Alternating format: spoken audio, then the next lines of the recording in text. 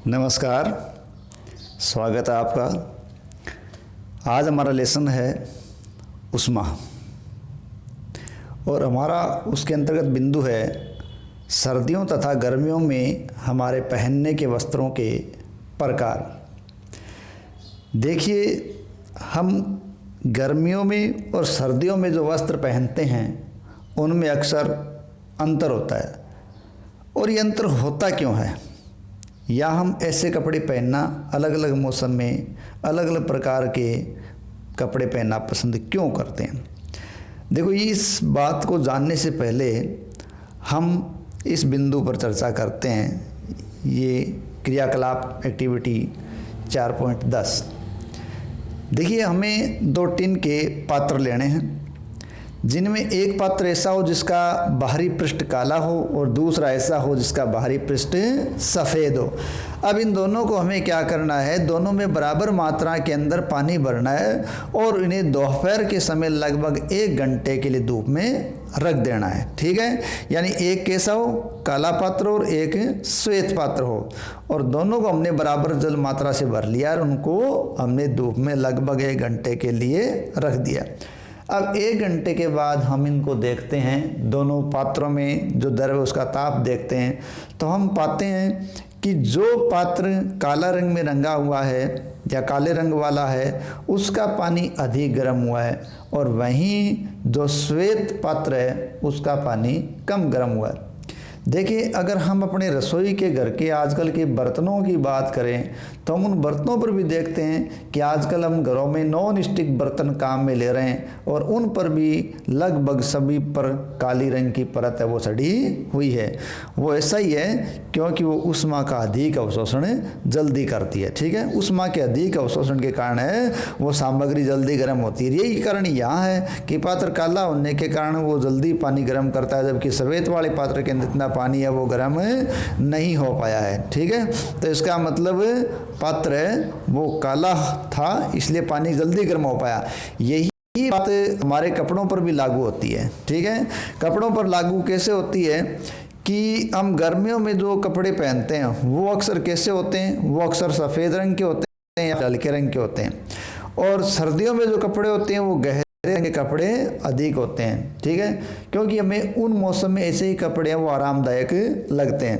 कारण कि गहरे रंग के कपड़े हैं उनकी अपेक्षा सफ़ेद या हल्के रंग के कपड़े क्या करेंगे, ये ऊष्मा का बहुत कम अवशोषण करेंगे। जब ऊष्मा का बहुत कम अवशोषण करेंगे तो वो कपड़े ठंडे रहेंगे। कहने का मतलब है कि ये कपड़े जो हल्के रंग के होते हैं या सफ़ेद होते हैं ये आने वाली ऊष्मा के भाग को, अधिकांश भाग को परावर्तित कर देते हैं। जब उसमें विकिरण जो आ रहे हैं वो अधिकांश भाग परावर्तित हो रहा है तो हमारा शरीर है वो गर्मियों के अंदर ठंडा बना रहता है, हमें से कपड़े आरामदायक लगते हैं। और वहीं सर्दी के अंदर क्या होता है, सर्दी में जब कपड़ा गहरे रंग का हो या अधिकांश सर्दी में काले रंग का कपड़ा हो तो वो क्या करेगा, अधिक से अधिक ऊष्मा को अवशोषित करेगा और शरीर को गर्म रखेगा, तो वो सर्दियों के अंदर हमें आरामदायक लगेगा। इसी पर हम बात करें कि सर्दियों में ऊनी वस्त्र हमें उष्ण बनाए रखते हैं। ऐसा क्यों होता है? देखिए, सर्दियों के अंदर हम ऊनी वस्त्र पहनते हैं, कारण क्या है कि जो ऊनी वस्त्र हम पहनते हैं उन ऊन के रेशों के बीच वायु भरी रहती है। ठीक है, क्यों, उनके बीच जगह ज़्यादा होती है, उनके बीच वायु भरी रहती है, और इस प्रकार पूरे स्वेटर के अंदर वायु का एक पूरा परत या लेयर बन जाता है। ठीक है, और वायु क्या होती है, वायु ऊष्मा की कुचालक है, अर्थात ऊष्मा का स्थानांतरण वो अब एक कुचालक के रूप में कर देती है। ठीक है, यानी परत बना देती है वो।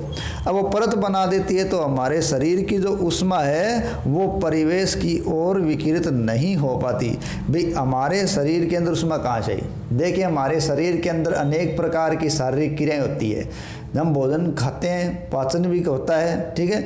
तो ये चीज़ें क्या है, इनसे शरीर के अंदर ऊष्मा निकलती है, वो ऊष्मा हमारे शरीर पर ही बनी रहती है, वायु की परत के कारण वो बाहर नहीं जा पाती, हमें उसके कारण उष्णता का अनुभव या थोड़ी गर्मी का एहसास होता रहता है, हमें वो आरामदायक लगता है। तो सर्दी में ऊनी कपड़े वायु की परत बना के हमारे शरीर को क्या करते हैं, ऊष्मारोधी के रूप में काम कर देते हैं, ठीक है। देखो इसी से जुड़ती हुई बात हम करें कि मान लो सर्दियों के दिन है और हमारे पास एक मोटा कंबल हो और 2 पतले कंबल हो, तो हम क्या लेना अधिक उचित समझेंगे। देखिए हम एक कंबल की बजाय या एक मोटे कंबल की बजाय यदि हम 2 पतले कंबल लें तो उनका इस्तेमाल ज़्यादा उचित रहेगा। इसका कारण क्या होता है कि 2 पतले कंबल लेंगे तो 2 पतले कंबल जब आपस में मिलाएंगे तो उनके बीच हवा की एक परत बन जाएगी, जिसके कारण ऊष्मा की रोधी का काम करेगी और हमें एक मोटी कंबल की बजाय 2 पतली कंबलों से अधिक उष्णता का अनुभव होगा। इसलिए हमें 2 पतली कंबलों का इस्तेमाल मोटी कंबल की तुलना में प्राथमिकता से करना चाहिए। इसी प्रकार ये ठंडे और गर्म की जो स्थिति है, ठीक है, तो वो घरों पर अपन लागू करना चाहें तो कैसे करें। क्या हम इस प्रकार के घर भी बना सकते हैं जो ठंड और गर्म का एहसास हमें न होने दें, या वो एक गर्मी के अंदर है वो ठंडे रहें और ठंड के अंदर वो गर्म रहें। देखिए हम अपने घरों को गर्म रखने के लिए या ठंडा रखने के लिए इलेक्ट्रिक साधनों का इस्तेमाल करते हैं, कोयले लकड़ी का भी इस्तेमाल करते हैं। भी कोयला लकड़ी जला कर हम अपने घरों को गर्म कर लेते हैं, इसी पर इलेक्ट्रॉनिक साधन चला के हम घरों को ठंडा भी कर लेते हैं, ठीक है। क्या ऐसे भवन बनाए जा सकते हैं जिन पर बाहर की गर्मी या सर्दी का प्रभाव न हो। देखो ऐसे घर बनाना कोई असंभव काम नहीं है, हम इस प्रकार के घर बना सकते हैं। और ये भवन बनाने के लिए हमें क्या करना पड़ता है कि भवन की जो बाहरी दीवार है उसको इस प्रकार बनाना पड़ता है कि दीवार के बीच में वायु की एक परत बन जाए, ठीक है। तो ऐसा संभव कैसे हो सकता है। देखिए आजकल इस प्रकार की ईंटें आ रही है जो अंदर से खोखली है, तो उन मकान निर्माण के लिए जब हम खोखली ईंटों का इस्तेमाल करेंगे तो वो एक बीच में वायु की परत बना देती है, जिस प्रकार इस प्रकार की जो दीवार बनती है वो इस प्रकार की हो जाती है कि हमें घर के बाहर की जो गर्मी या सर्दी है ना उसका प्रभाव घर पर नहीं पड़ता। इस प्रकार ये ऊष्मा से संबंधित बहुत सी हमारी दैनिक जीवन की से जुड़ी हुई चीज़ें हैं। धन्यवाद।